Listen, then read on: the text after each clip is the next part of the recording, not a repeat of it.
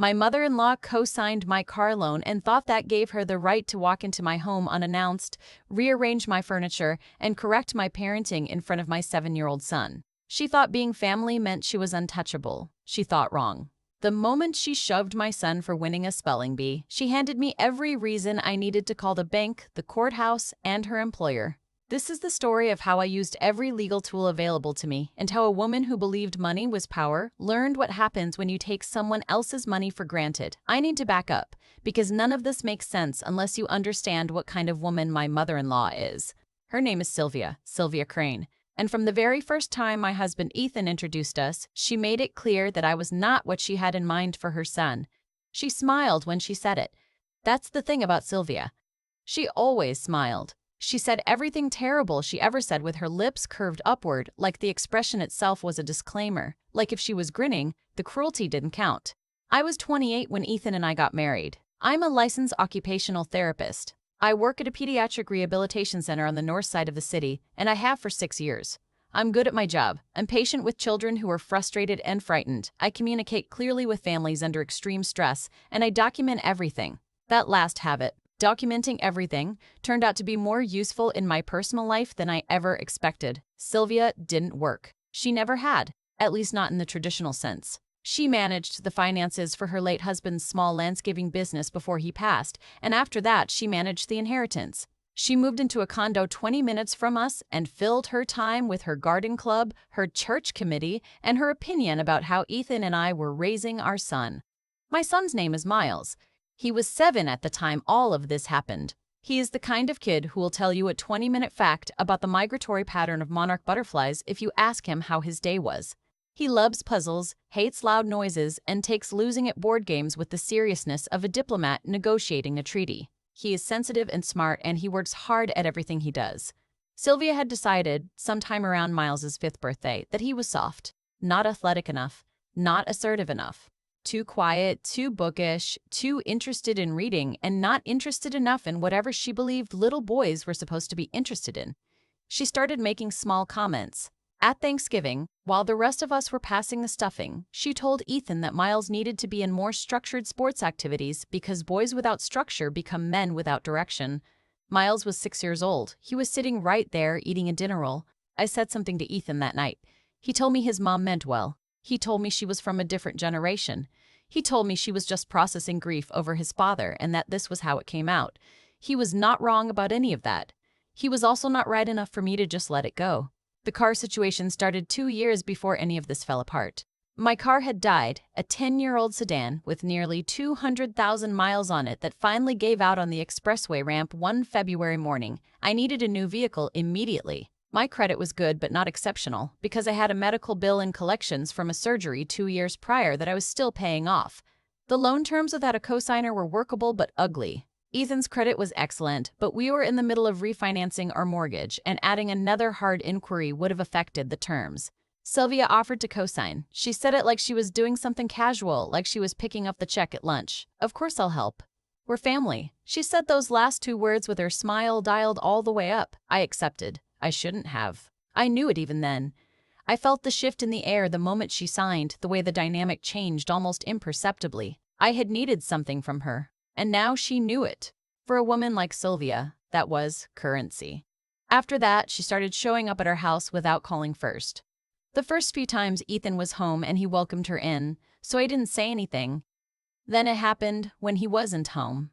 She let herself in with the spare key we had given her for emergencies, walked into my kitchen while I was helping Miles with his reading homework, and started reorganizing the pantry because, she explained, I had the canned goods in the wrong order and that kind of chaos affects children's sense of stability. I stared at her.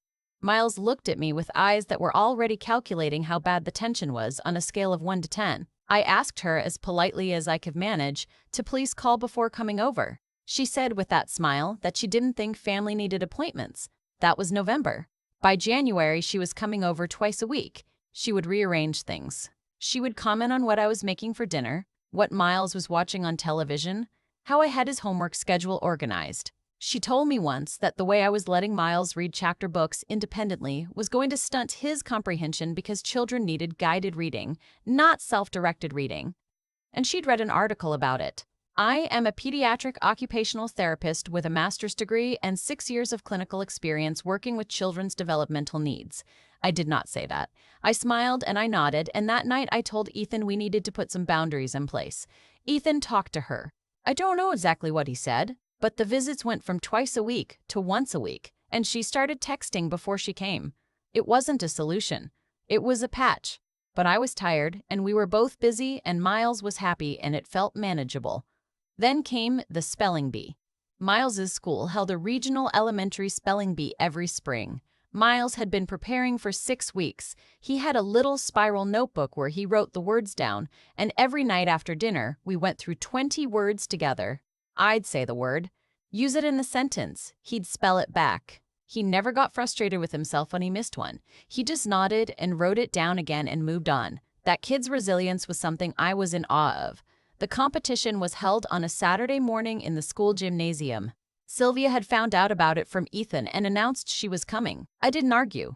It was a school event. It was fine. She sat next to me in the folding chairs with her good coat on and her purse on her lap, and she spent the first 20 minutes whispering commentary about the other children. Miles made it to the final 3. He was up against a 5th grader named Zachary, who was clearly favored to win, and a 4th grade girl who had already won the school's internal competition twice. The gymnasium had gone quiet in that particular way it does when kids are genuinely competing and the adults have stopped performing interest and started actually feeling it. Miles spelled perseverance. 12 letters. Not a single hesitation. He won. He looked out at the audience and found my face first. His smile was the unguarded, total body kind that 7-year-olds have before life teaches them to hold things back.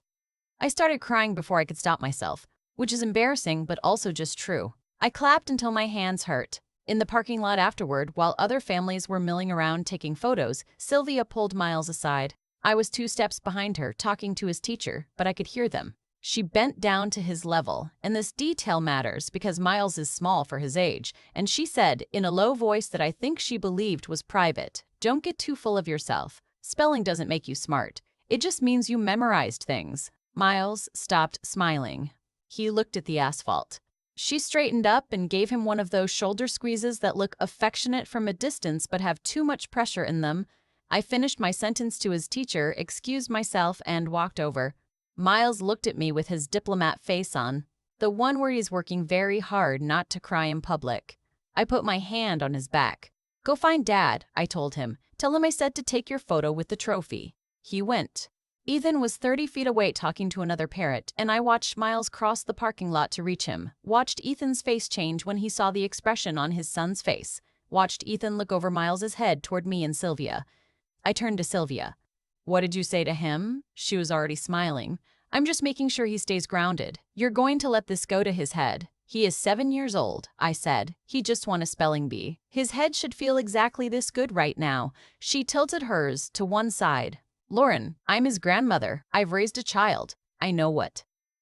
"Don't finish that sentence," I said. "Not loudly, not dramatically, just clearly.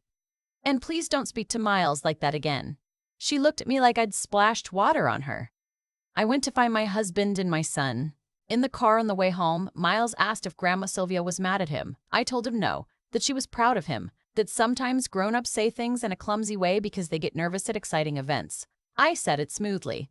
I said it was my therapist's voice, calm and measured and developmentally appropriate. And then I stared out the passenger window at the highway and I thought about the car loan she had co-signed and the spare key she still had, and how both of those things needed to be addressed before something worse happened. 2 weeks later, something worse happened. 2 weeks later, something worse happened. Sylvia came over on a Tuesday evening. She had texted that afternoon. Brief, no details. Just, "I'll stop by tonight around 6. I didn't like it. Tuesday nights, Miles had a reading enrichment group over video call from 6 to 6:30, which Sylvia knew about, and I wasn't going to cancel it. When she arrived, I let her in and explained that Miles was in his session, that he'd be done in 30 minutes, and that I was working on chart notes at the kitchen table and she was welcome to wait in the living room. She lasted 12 minutes. I heard her footsteps in the hallway. I heard her open Miles's bedroom door. I didn't hear what she said to him, but I heard the reading enrichment teacher's voice pause and then Miles say, quietly, "I have to go." And then the call ended. I was at his bedroom door in 30 seconds. Sylvia was standing at his desk looking at his spelling notebook, the one he'd kept throughout his competition prep, the one that was personal to him. She'd opened it. Miles was sitting on his bed watching her with a very careful expression. She looked up when I appeared in the doorway. "He interrupted a session to come let you in," Miles said. He hadn't, but he was trying to give her an out. He was 7 and he was protecting her feelings. Sylvia said, "I just wanted to see his notebook. He doesn't need to be on a computer talking to strangers at dinner time." "It's an enrichment program," I said. "I pay for it. I scheduled it. You knew about it. You work too much to notice what he actually needs," she said, setting the notebook down in a way that made it clear she was done with it.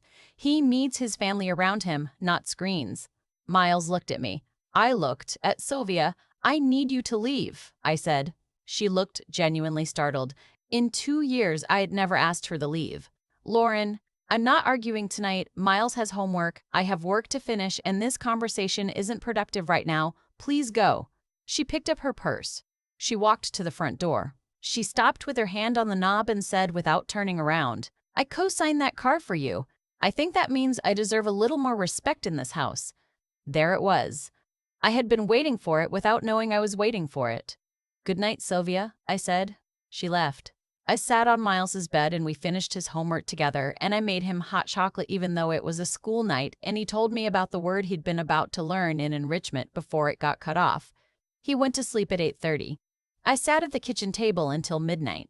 I called my financial advisor the next morning from my car in the hospital parking lot before my shift.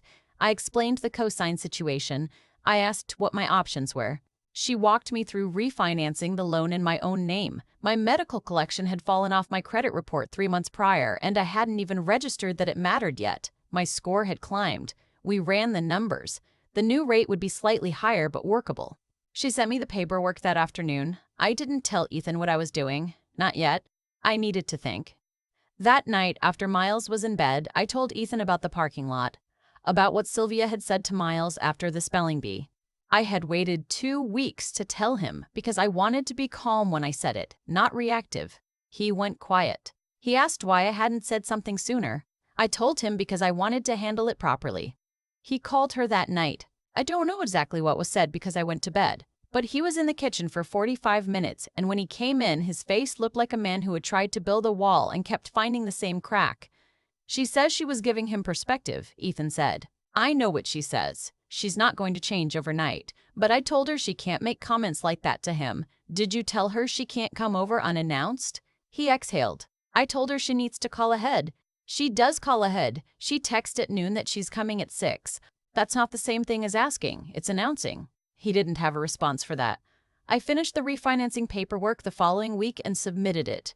The new loan was approved in 8 days. I didn't celebrate. I just noted it and moved forward. The cosign was severed. That particular leverage point no longer existed. I also changed the door code. We had a smart lock, and I reset it and told Ethan I'd done it. He asked why. I told him I'd been meaning to for a while for security reasons, which was partially true, and that I'd give his mom the new code once we'd had a chance to sit down together and talk about the visit schedule. He didn't push back. I think part of him understood. Sylvia figured out the code had changed when she came over unannounced on a Wednesday afternoon. No text, nothing, and couldn't get in. She called Ethan at work, furious. He called me. I was in a session with a patient and didn't answer. She sat on our porch for 40 minutes and then left. That evening, she called me directly. She said she didn't appreciate being locked out of her grandchild's home. I explained that we hadn't locked her out, that we had updated the security code and hadn't gotten around to sharing the new one yet, and that if she had given us notice she was coming, we would have made sure someone was home. She said, "You did this on purpose." I said, "I did this to protect my household." She went silent. Then she said, very quietly, "You have always been threatened by me." I said, "I'll have Ethan call you this weekend to talk about the visit schedule." And then I hung up. She came over the following Saturday. Ethan had given her the new code, which I had expected. Miles was doing a puzzle at the coffee table. I was folding laundry in the living room. Sylvia walked in with a bag of groceries she hadn't been asked to bring, set them on the counter, and immediately walked to where Miles was sitting and picked up one of his puzzle pieces. "You've got this section wrong," she told him, pointing. Miles looked at her. He looked at the puzzle. "I don't think so," he said carefully. "I was building the border first and then. You're doing it out of order." she said. She pulled the piece from his hand and repositioned it. Miles's face went through 3 expressions very quickly. Confusion, then hurt, then that diplomat neutrality. "Grandma Sylvia," he said, "I had a system. Systems don't always work," she said. "Sylvia," I said from across the room. My voice was steady. "Let him do his puzzle." She turned to me with that smile. "I'm helping. He didn't ask for help. He's 7. He's 7 and he's been doing this puzzle for 40 minutes and he has a method that's working," I said. "Please let him do it." She set the piece down. Miles quietly put it back where he'd had it. Sylvia walked past me into the kitchen and started putting away the groceries she had brought. From the kitchen, she said, loud enough for all of us to hear, "A mother who worked less might notice what her child actually needs." I put down the shirt I was folding. Miles looked at me. I looked at him. I said, quietly, "Buddy, can you go to your room for a bit and pick out what book you want us to read tonight?" He grabbed his puzzle and went without being asked twice because he is a perceptive child and he knew something was shifting in the room. I walked to the kitchen doorway. "That comment was about me," I said. "Sylvia was putting canned tomatoes in the pantry." "My pantry. I'm just observing." "You have made that comment or a version of it 16 times in 2 years," I said. "I've counted." "And every single time, Miles is either in the room or close enough to hear it. So I need you to understand clearly that stops today." She set down the can. "You are so dramatic. My son thinks his mother works too much because you have told him so repeatedly in different ways for 2 years," I said. "He has started apologizing to me for things that are your words, not his thoughts. So yes, I'm serious about this." She turned around, and I saw it. The flicker of something beneath the smile. Not remorse, something more like calculation. "I co-signed that car for you," she said again. "No, you didn't," I said. "I refinanced 3 weeks ago. The loan is in my name." "You're not on it anymore." The smile stayed on her face but went nowhere near her eyes. "The door code," she said slowly, "also changed." "You've been planning this." "I've been protecting my family," I said. "Same as I always have." She set down the grocery bag. She picked up her purse from the counter. She walked to the front door, stopped, and turned around. And then she reached out and shoved the side table next to the entry, a small decorative table where Miles kept his library books stacked, hard enough that his books slid off and hit the floor. It wasn't aimed at anyone. It was aimed at the room, at me.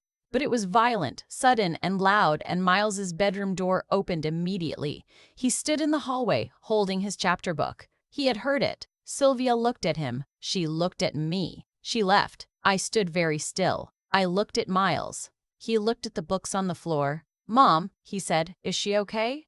That question, that exact question from my 7-year-old. Is she okay? I crossed the hallway in 4 steps and crouched down to his level. I said, "You didn't do anything wrong. You hear me?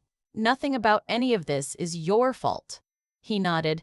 I told him we were going to pick up his books and then I was going to make dinner and we were going to have a regular evening.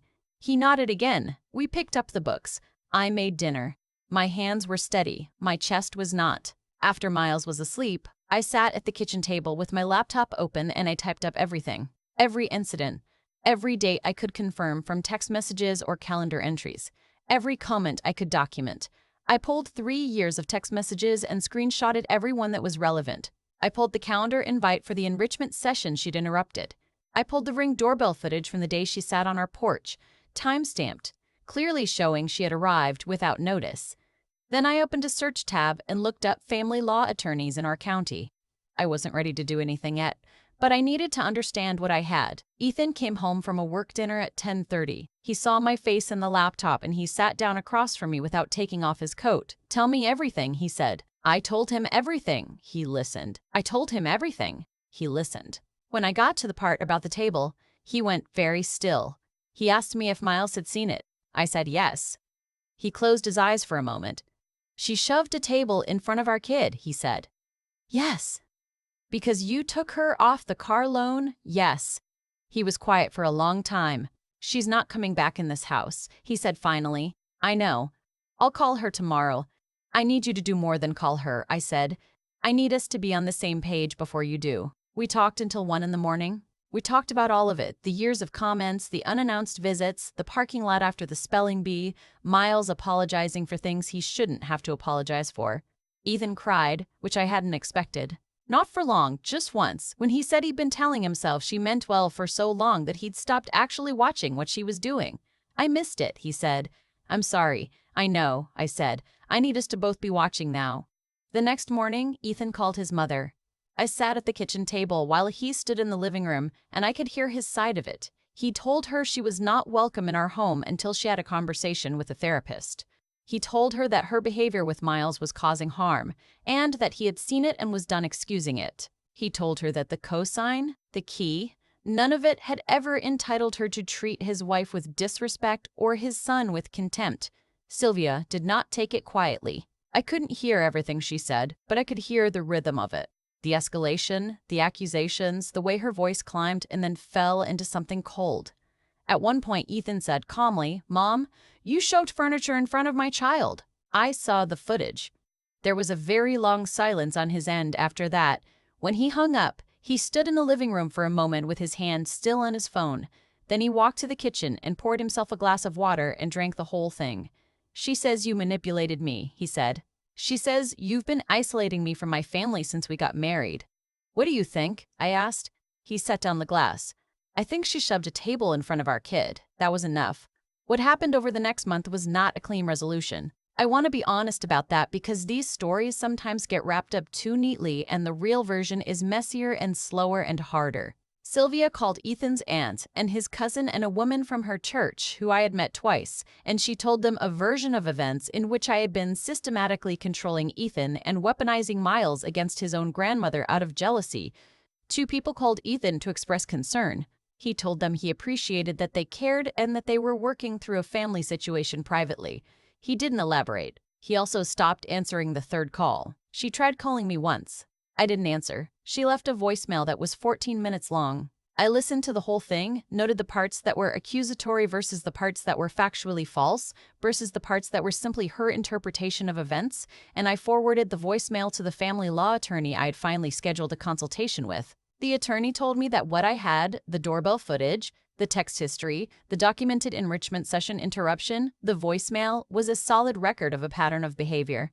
She explained my options clearly. If Sylvia escalated to anything that constituted harassment, or if she tried to seek grandparent visitation rights through the court, which some states allow under specific circumstances, I would be well positioned. She also told me that the fact that the cosign had been resolved and the property access removed before any of this escalated was, legally, a smart move. I thanked her and paid for the consultation and drove to the pediatric center for my afternoon shift. Miles asked about Grandma Sylvia once, about 3 weeks in. We were in the car on the way to his enrichment group, which we had switched to in person at the community center, which he loved more anyway, and he said, "Is Grandma Sylvia still upset?" I thought about what to say. I thought about it for about 4 seconds. "Grandma Sylvia's going through some things right now," I said. "It's not about you. It was never about you. It was never about you. Is she coming over anymore?" "Not for a while," I said. "Not until some things get worked out between the grown-ups." He nodded. Then he said, "She told me once that winning things makes people enemies." I gripped the steering wheel. "What do you think about that?" He looked out the window. "I think it's not true," he said. "Zachary from Spelling Bee is still my friend, and I'd beat him." I almost laughed. I didn't, but I almost did. Ethan and Sylvia spoke twice more in that period. The second conversation was quieter than the first. She had talked to someone, a pastor, not a therapist, but it was something, and she said she wanted to repair things. Ethan told her the conditions, a therapist, not a pastor, specifically someone with family dynamics experience, an apology to Miles that was genuine and age-appropriate, and a new understanding, in writing if necessary, about what visits look like going forward. She agreed to the therapist. It took her 6 weeks to actually make the appointment. The apology to Miles happened on a Sunday afternoon in our backyard. I was inside. Ethan was outside with them. I watched from the kitchen window for about 30 seconds, and then I made myself stop watching because it wasn't my moment to observe. It was Miles's. He told me afterward in the car on the way to get ice cream that Grandma Sylvia had said she was sorry for making him feel bad after the spelling bee and that she was trying to do better. "Do you believe her?" I asked. He thought about it with the seriousness he brings to everything. "I think she's trying," he said. "That's what you always say about hard things. You try." I ordered him 2 scoops and let him pick both flavors. The situation with Sylvia is not fixed. I want to be clear about that too. She sees Miles supervised, which is our term for it. But what it really means is that Ethan is always present. Visits are scheduled in advance and there are no unannounced anything. Her therapist told Ethan in a joint call the three of them had at Sylvia's request that Sylvia has significant anxiety about irrelevance, about aging out of usefulness in the family, and that a lot of her controlling behavior has been fear-based. That helped me understand it. It didn't excuse it, but it helped me look at her without pure cold anger every time. The car loan is in my name. The door code is changed. There is no spare key. Those things are not going back. What I learned from all of this is that access is not love. Sylvia confused them for years, and honestly, I let her, not consciously, but by not drawing the line when I first felt it needed drawing. I kept deferring because I didn't want to disrupt the peace, and every time I deferred, she took it as permission to push a little further. The moment I stopped deferring, really stopped, with actions, not just feelings, was the moment the dynamic changed. My son won a spelling bee. He remembered 20 words he had worked 6 weeks to learn. He spelled them in front of strangers and he won, and he looked for my face first in the crowd. I will remember that for the rest of my life. Nobody gets to take that from him. Not for ego, not for fear, not for family. You protect your child. You document what you need to document, you remove the leverage points one by one, you find an attorney you trust, and you protect your child. Everything else is noise. I think about Miles in the car on the way to enrichment, telling me that Zachary from the spelling bee was still his friend even though Miles had beaten him. So winning doesn't make enemies, he said. Just like that. 7 years old and he'd already worked out something that took Sylvia 6 decades to start learning. That's the thing about cause and effect that nobody warns you about when you're in the middle of it. Every action Sylvia took, every uninvited visit, every quiet comment in front of my son, every time she invoked that cosign like it was a deed to our lives. Each one produced something. Not immediately, not dramatically, but steadily, the way water finds every crack in a foundation.